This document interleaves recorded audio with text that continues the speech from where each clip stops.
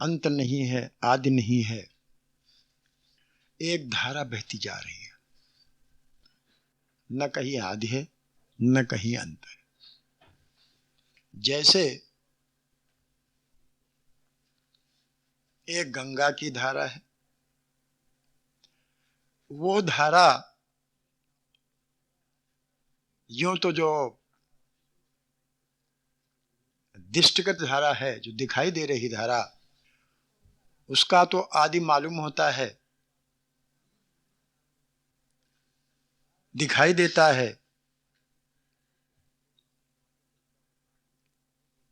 और उसका अंत भी दिखाई देता है कि वो समुद्र में विलीन हो जाती है। ऐसी ही अन्य धाराएं हैं जो कि दृष्टिगोचर होती हैं और जिसमें हम स्नान करते हैं, उससे लाभ उठाते हैं, हमारी प्यासी धरती उससे प्यास बुझाती है। ये दृष्टिगोचर होने वाली धाराएं हैं। लेकिन कुछ धाराएं ऐसी हैं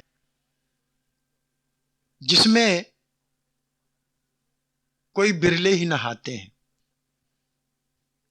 जिसका आनंद, जिसका स्वाद हम आप जैसे प्राणी नहीं पाते हैं। बिरला स्वाद है उस धारा का, अलौकिक स्वाद है उस धारा का, अदृश्य है धारा वो। लेकिन वो धारा बहती सब कहीं है। वो धारा कभी विलुप्त तो नहीं होती।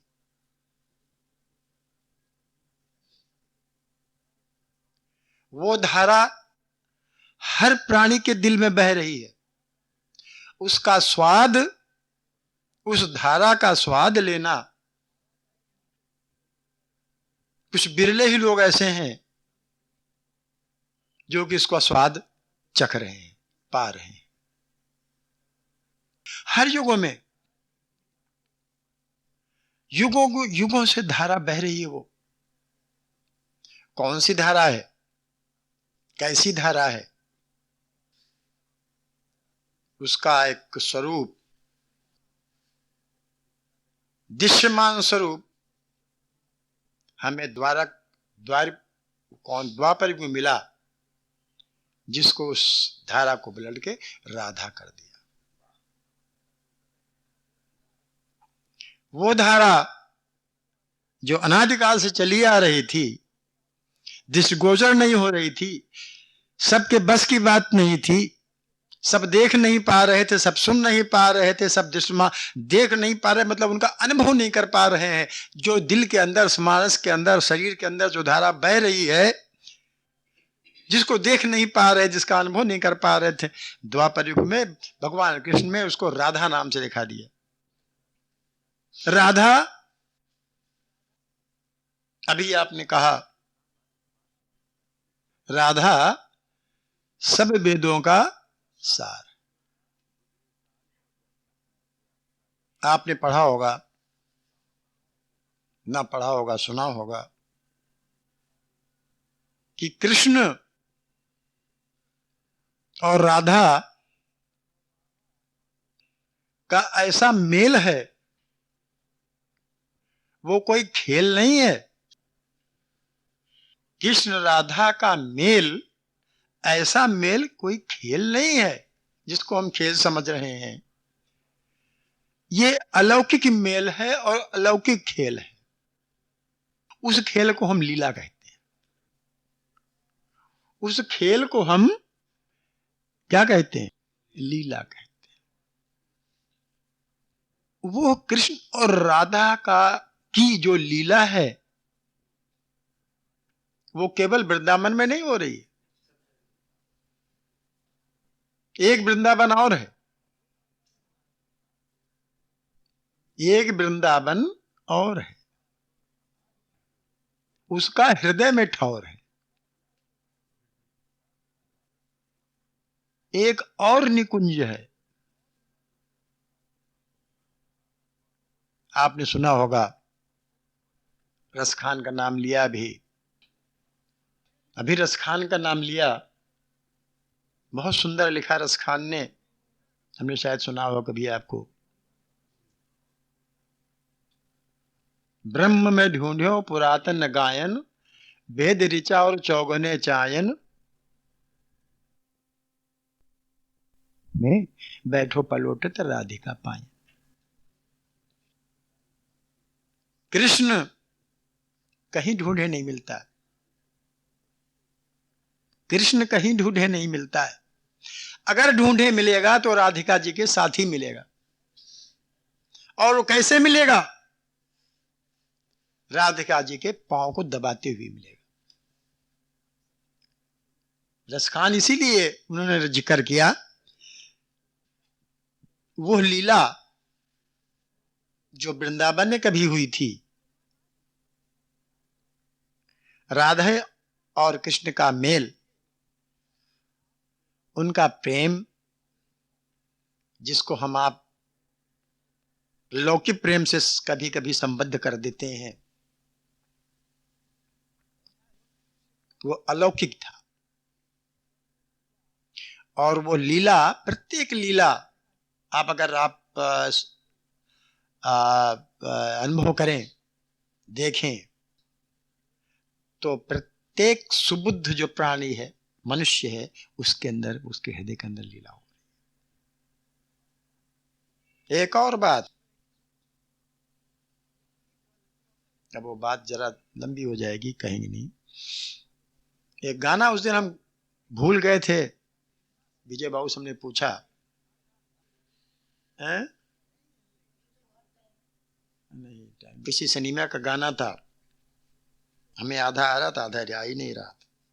विजय बाबू ने बताया, बहुत सुंदर गाना। जब प्यास लगती है आदमी को तो कहां जाता है? पानी के पास जाता है। प्यास बुझाने के लिए पानी के पास जाता है, पानी से ही प्यास बुझती है। आजकल तो नहीं, और आजकल भी है देहातों में, शहरों में तो कोई बात नहीं है। राहगीरों को, प्यासे राहगीरों पर पनघट पर पानी मिलता है। नारद जी को भी पानी प्यास, भगवान जब प्यासे हुए थे, नारद जी को भेजा था तो पनघट पर ही पानी मिला। श्रीमद् गीता एक पनघट है, एक पनघट है। वहां उस पनघट पर ऐसा रस मिलता है, ऐसा रस मिलता है कि इस भौतिक जल से तो तृप्त हो सकती है एक बार, लेकिन गीता का रस ऐसी प्यास बुझा देता है, ऐसी तृप्ति मिलती है कि फिर प्यास लगती ही नहीं। हमें क्या चाहिए? हम संसारी जीवों को एक असीम तृप्त चाहिए, असीम शांति चाहिए, असीम आनंद चाहिए।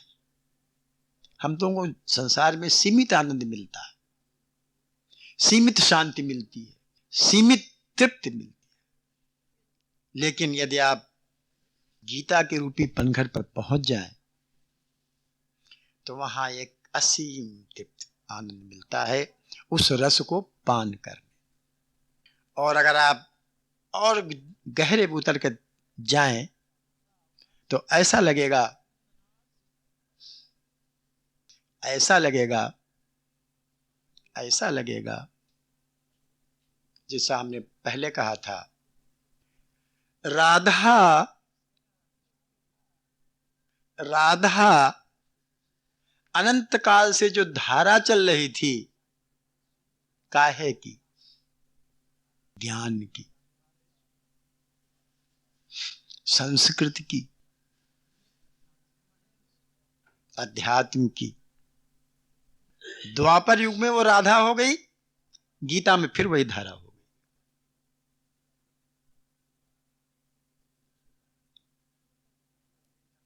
गहरे उतर के देखें गीता, भगवान ने जो गीता कही है, तो वही धारा, वो राधा जो मिली, वो धारा जो राधा में बदल गई थी, फिर वो गीता मां के फिर एक ऐसी धारा हो गई कि उस धारा में कोई भी उस धारा को पान करे, उस जल को पान करे, उसमें स्नान करे, तो जाने तुम्हें तुम्हें हो जाए। आपने कहा नहीं वेदों का सार, गीता क्या है?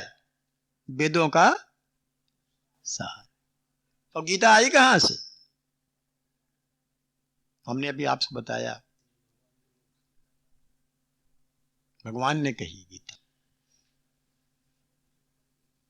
तो हम ये कह रहे थे गीता वो ऐसा पनघट है जहां प्यास बुझ जाती है।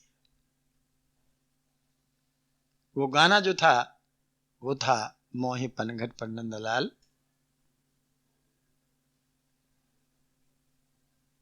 हम भूल गए थे, याद नहीं आ रही, तो बाबूजी बाबू बताया कि नैनों से जादू किया, जियरा मोह लिया। ऐसा जादू किया, ऐसा जादू किया कि आज दुनिया के सर पर चढ़ के बोल रहा। केवल हिंदुस्तान में नहीं गीता का जादू, गीता का जादू हिंदू भारत में ही नहीं है, वो जादू दुनिया के सर पर चढ़ के बोल रहा। ऐसा जियरा मोह लिया है। हमने कहा अच्छा गाना बनाया, हम भूल गए थे।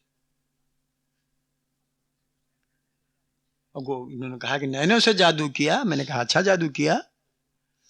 और वो जादू सब पर है, हम पर है, आप पर, सब पर जादू है। अगर जो आप उसके अंदर घुसे, देखें, पनघट पर जाएं, उसके इस प्रकार छेड़ा है गीता को, धुनी धारा छेड़ा।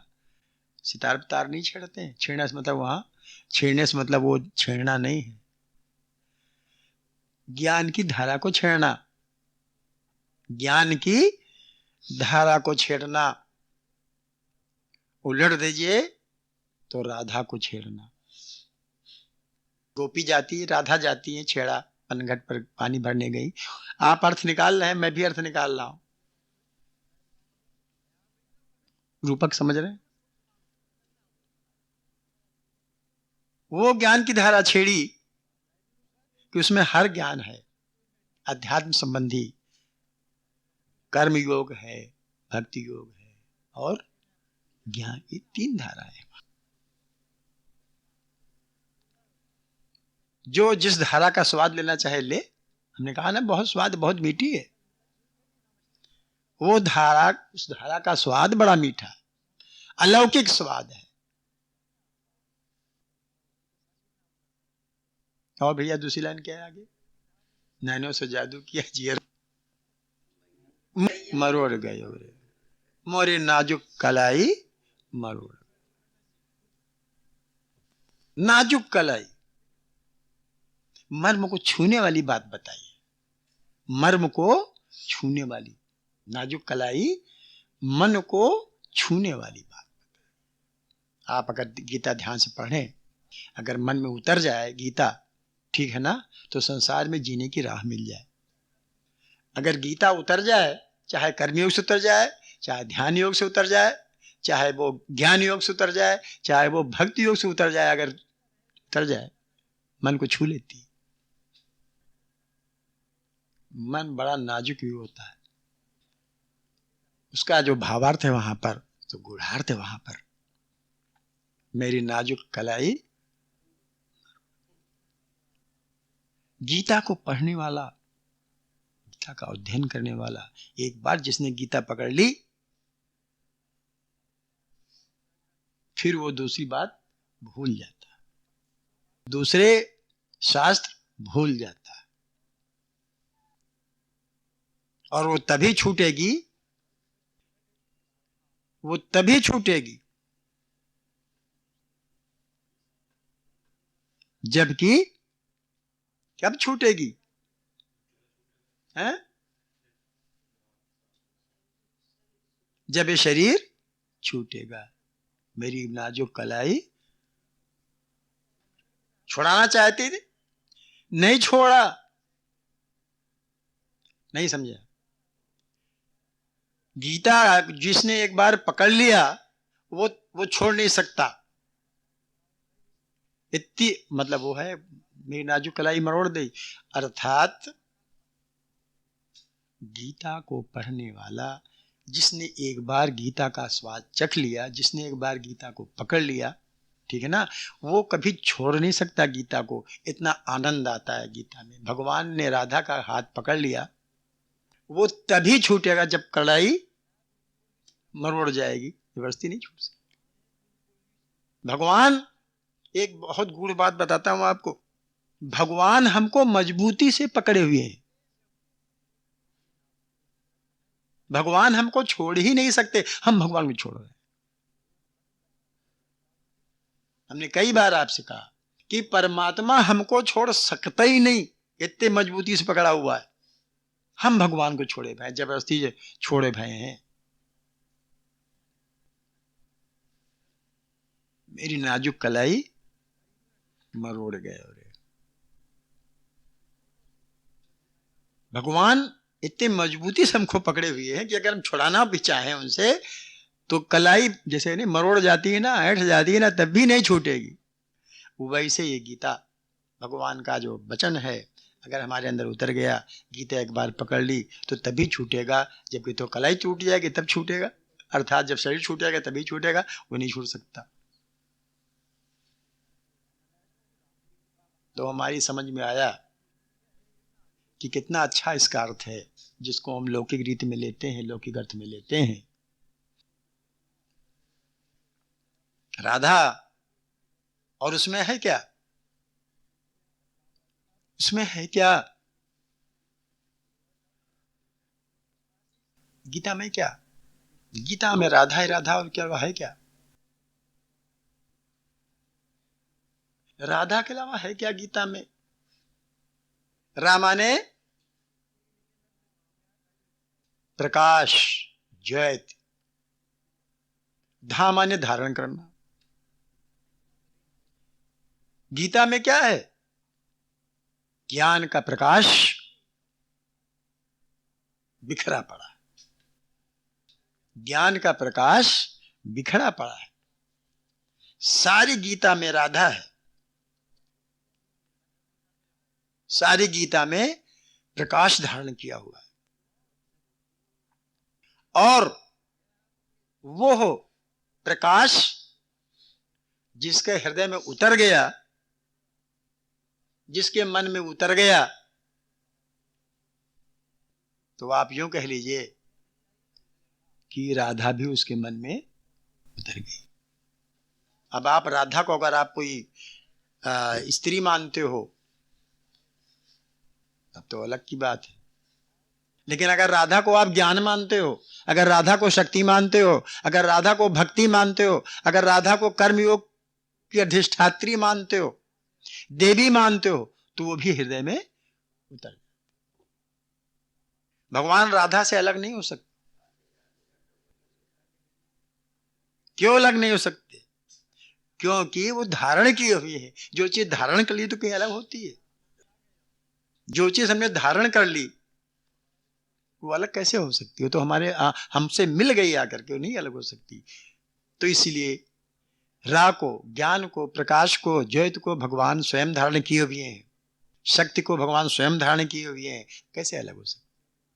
और वो शक्ति हम में, सब में वर्तमान है।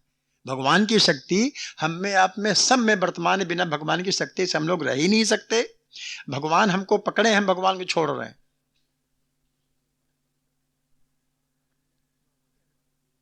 इस सिलसिले में हम कहा, इसी सिलसिले में बात बता दें आपको, आगे की व्याख्या बाद में।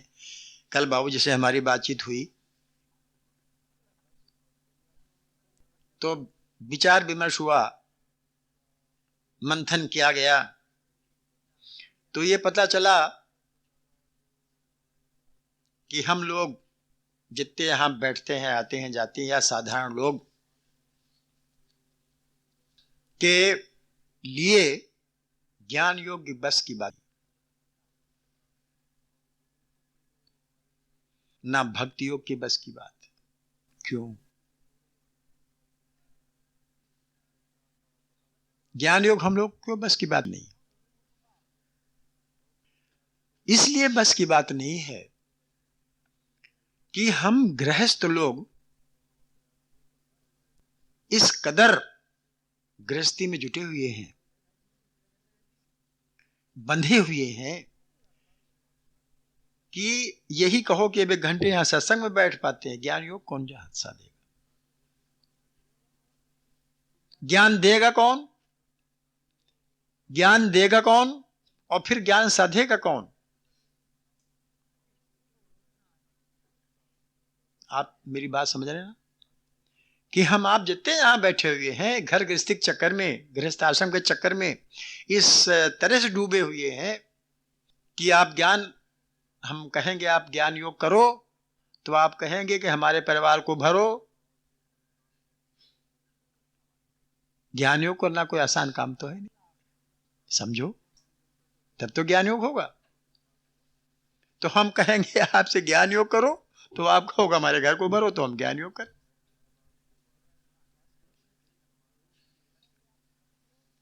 हम कहेंगे आप ध्यान करो, अगर हम कहें कि आप ध्यान योग करो तो आप कहोगे हमारे पहले हमारे घर का ध्यान करो, तो हम अपना ध्यान योग करें। घर का ध्यान कौन करेगा भाई? ऐसी बात की नहीं, मतलब हम बता रहे हैं आपको, घर वाले से भूखों मर जाएंगे, हम ध्यान योग में लगे रहेंगे। भक्ति का जहां तक सवाल है, जहां तक भक्ति का प्रश्न है, इधर तो कोई भक्त दिखता नहीं हमें इस काल में, 400-500 साल के इधर, उधर 2-4 भक्त जरूर हो गए हैं जिनको भक्त कहना चाहिए। क्यों भाई? हमें बता दिए कौन भक्त है आज के लिए? भगत तो सब हैं,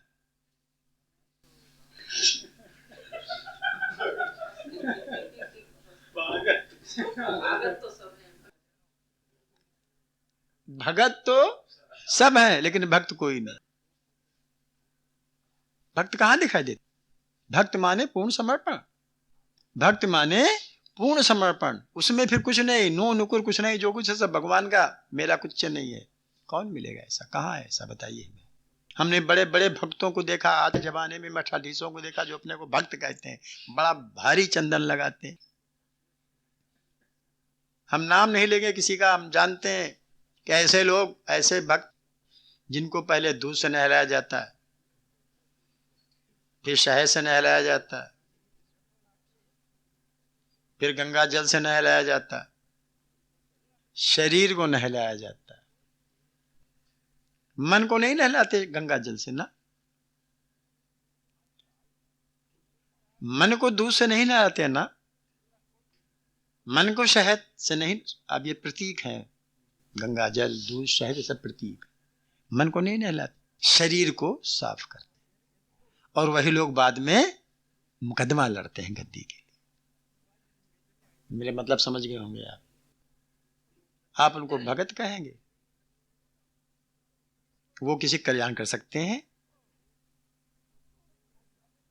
तो इस नतीजे पर हम पहुंचे, ज्यादा डिटेल में नहीं जाएंगे, नहीं लोग नाराज हो जाएंगे, कोई कैसेट सुनेगा नाराज हो जाए तुरंत। समर्पण आज के युग में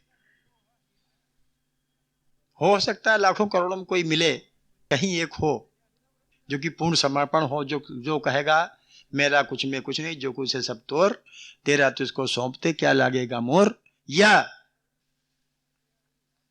जो कुछ है सब भगवान का, चाह गई चिंता मिटी, या अगर उनको कोई मुसीबत पड़ी तो भी खुश, कष्ट आया तब भी खुश, भगवान ने दिया।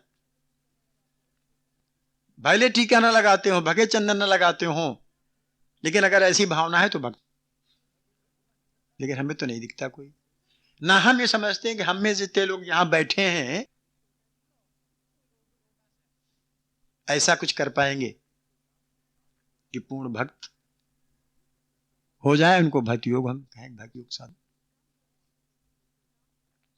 तो इस निष्कर्ष पर पहुंचे, कल बाबू से बातचीत हो रही थी, इस निष्कर्ष पर पहुंचे कि हम लोग जो 3 धाराएं वहां चली हैं, कहा गीता में चली हैं 3 धाराएं, उसमें 2 धाराएं फिलहाल हमारे सबके लिए इस युग में समझ तो सकते हैं लेकिन उन पर चल नहीं पाए। समझ तो सकते हैं लेकिन उन धाराओं पर हम चल नहीं पाएंगे। एक धारा बचती है कर्मयोग, क्योंकि कर्म से हम कभी छुट्टी पा नहीं सकते, कर्म तो करते ही करते हैं, कर्म करते ही करते हैं, बिना कर्म के रह नहीं सकते। बस उन कर्मों को उलट देना है, उल्टा नाम जपा जग जाना। अभी हम इस समझ करते हैं कि हम अपने घर परिवार के लिए कर्म कर रहे हैं, अपने शरीर के लिए कर्म कर रहे हैं। अभी तक हम कर्म ये सोच कर करते हैं अपने शरीर के लिए, अपने परिवार के लिए, अपने समाज के लिए, अपने राष्ट्र के लिए, जो कुछ समझ लीजिए आप, अपने लिए करते। सिर्फ इतना उलट देना, जो कुछ हम करते हैं सब भगवान के लिए करते और कुछ नहीं करना। जो कुछ करते हैं अपने लिए भी करते हैं तभी भगवान के लिए कर रहे हैं, परिवार के लिए करते हैं तभी भगवान के लिए कर रहे हैं। ठीक है ना। कर्मयोग, कर्मयोग कुछ नहीं है, कर्मयोग कुछ नहीं है। अगर आप जरा सी भावना पलट दें, कर्मयोग साधा जा सकता है। काम करते हुए भी, कर्म करते हुए भी, कर्म करते हुए भी हम कर्मयोग की साधना कर सकते हैं। और चूंकि कर्म हम कर रहे हैं लगातार, तो कर्म का मोड बदल दें, कर्म का रास्ता बदल दें, कर्म जो करने का है उसका भाव बदल दें, कर्म न बदले। ठीक है भैया। तो हमने ये अंदाजा लगाया, ये निर्णय लिया कि हम लोग फिलहाल जो लोग हैं अपने सब, उसमें हम लोग कर्म को अधिक महत्व दें, कर्मयोग का अधिक महत्व दें। हम इसलिए कह रहे हैं कि हम पूजा विषय बोल रहे हैं ना, पूजा भी एक कर्म है, पूजा भी कर्म है। तो पूजा अगर हम करें तो पूजा ही हमारा कर्मयोग हो जाएगा, या कर्मयोग ही पूजा हो जाएगा, उलट लीजिए उसको। और कर्मयोग है का, कर्मयोग क्या है? कर्म संसार के लिए, योग अपने लिए। जैसे ही आप संसार के लिए कर्म करना शुरू कर दोगे, आप कोई भी अपने लिए नहीं, कर्म सारे सारे जो कुछ करते हैं वो सब संसार के लिए, या दूसरे शब्दों में भगवान के लिए, क्योंकि संसार भगवान ही तो है, किसका है? ये संसार क्या है? भगवान का ही तो है, और क्या है? भगवान ही तो व्याप्त है इसमें। ये संसार क्या है?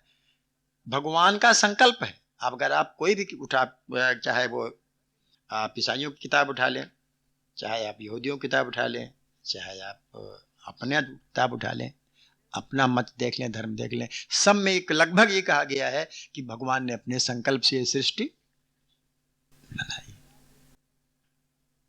चित्रकार कोई संकल्प करता है तो उसके पास कागज पेंसिल होती है। मूर्तिकार कोई संकल्प करता है, अगर कोई काठ का मूर्तिकार है, काठ का, तो जिसको आप बढ़ई कहते हैं, तो पहले अपना संकल्प कर लेता है कि ऐसी मूर्ति बनाना है, तब उसको काठ लेता है, काठ में लकड़ी, और उस पर वो गढ़ देता है। आप, हम यहाँ सोनार भाई हमारे बैठे हैं, स्वर्णकार भाई बैठे हैं, कोई गहना पहले उसका संकल्प माने उसका रूप रंग पहले अपने मन में सोच लेते हैं, उसके बाद सोने को वैसे ही गढ़ देते हैं। ठीक है ना। यही तो करते हैं ना। पहले भाई इस रंग, इस शेप का हमें बनाना है कोई चीज, तो पहले शेप अपने मन में संकल्प कर लेते हैं कि इस शेप को बनाना है, उसके बाद उसी हिसाब से उसको बना देते हैं। लेकिन भगवान जो सृष्टि रचना करते हैं, तो आप तो सोना, आपके पास सोना है, लकड़ी है, चित्रकार के पास कागज और ब्रश है, संकल्प करके वो बना देता है। लेकिन नहीं, भगवान क्या करते हैं? भगवान सोना बनाते हैं, भगवान लोहा बनाते हैं संकल्प से। संकल्प से लोहा बनाते हैं और उसके बाद लोहे का शेप मतलब उसकी तस्वीर मतलब उसका जो शेप रंग वो होता है वो बना देते हैं। मतलब दोनों काम करते हैं। आप लोहा सोना नहीं बनाते हो, आप सिर्फ उसका आकार बना, उसका जो रूप रंग और आकार होता है वो बनाते हो संकल्प से अपने। भगवान का जो संकल्प है वो उस धातु को भी बनाता है। संकल्पात्मक ये संसार सारा भगवान का संकल्प है। बड़ी विचित्र बात है।